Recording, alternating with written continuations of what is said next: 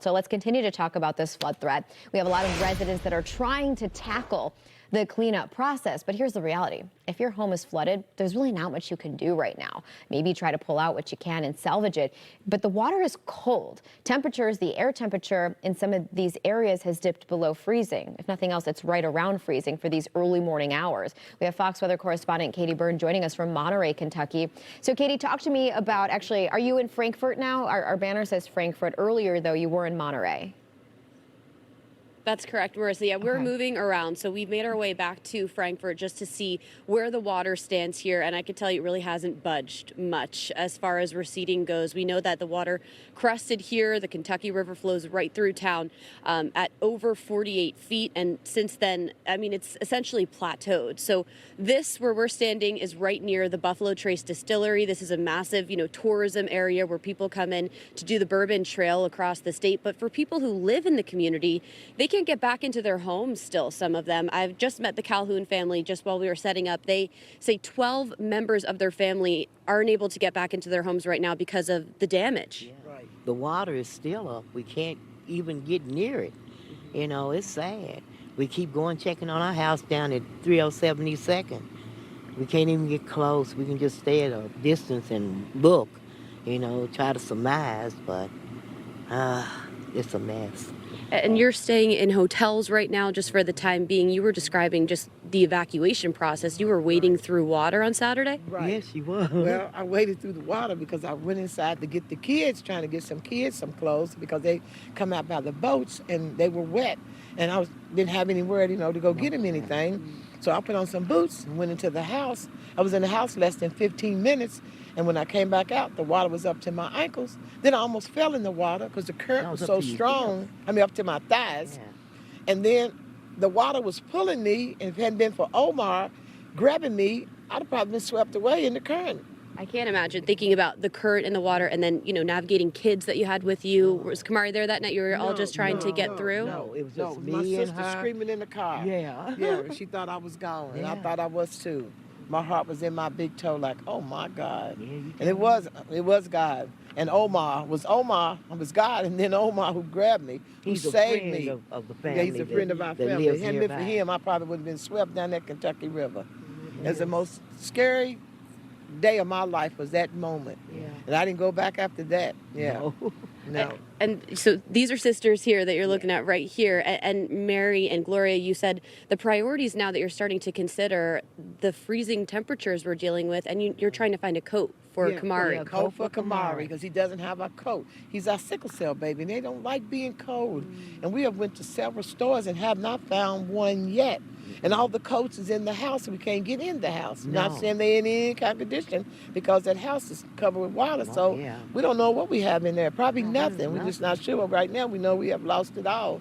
And that's our homestead house, that we call it. That's our life. Yeah. Over 50 years of our life is in that house. And me and her are crying every day. We share our tears together every day because that's the house our parents left us. And we had intended on having it for a little while. Really. Yeah, it's called they're homeless, but they're not homeless because now I'm able to get back into my house because I was evacuated from my house because my yard is full of water. The front was full of water. Yeah. And we was trying to figure out, I was jumping over, trying to get in my house I'm not living like this. Yeah. I'm end up falling in this water. I'm too old. I've been hurt myself. Take me too long to heal. No. It's scary. It's scary. It's also, there's a shortage of rain boots. People have been telling me you can't find. So there's no way to kind of get back into your home, no matter what.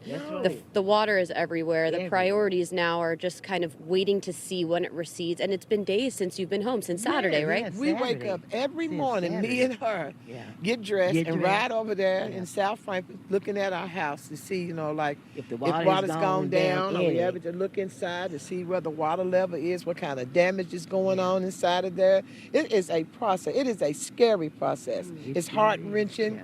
I've never cried so much in my life as I cried over that house. It's the love of our life, that house, I guess. It's our life. That's our home. Yeah, it's our home, more or less. It's where we started, After we moved from 3rd Street, we moved to 2nd Street as little girls. We're grown women, and that house has been our life. Yeah. All our friends, just Everybody hung in that house. That is the house. It's big enough where everybody could come. Yeah, my mother will be the cook, and Yeah. my daddy will be down there acting a mess, and all our Yes. friends who hang in there. Yeah. It was the best life. That life is our. That house is our It's life. our life. Yeah. It's our life. Yeah. I hope you guys can get back in there soon. I know this community is also grieving too because of the loss of a little boy who lives Oh, here. Yes, I know how that child. I can't know say how how that he mother felt. I feels. know how that mother felt, because when I felt that current pulling me, and my sister, she said, "I saw you struggling." Yes, she was. Yeah, because I'm fighting this current. Like, oh my God, this is real. You know, it's water is pulling me. I'm trying to get out to get back up. You know, because I'm on this hill in front of our house, trying to get back up to the car. I have never been so nervous in my life. It's like, is this worth it? Am I going to die over a few outfits? You know, in my mind, That's true, all yeah. kinds of things is running through my mind. But by the grace of God, hey, I'm here. He brought you out here. Yeah, he brought me up out of that water. Yeah, thank Him and God. my friend Omar. Yeah. Wow, terrifying accounts from, just the last few days here, Marissa. And the first death reported in the state was here in Frankfort, a 9-year-old boy who got swept away by the floodwaters while he was walking to the bus stop. We know tragically that death toll has now risen to 5 across the state. But I mean, this is a community that's grieving not only for that little boy, but for their homes, and just trying to get a feel of what's the future is going to look like here. It's kind of at a standstill while we wait for this water to go down. Yeah, there's really not much you can do. I mean, the women did an incredible job of painting a picture of the various hazards and now the grieving period, because a home is so important, and just the loss of items, but of course the loss of the little boy.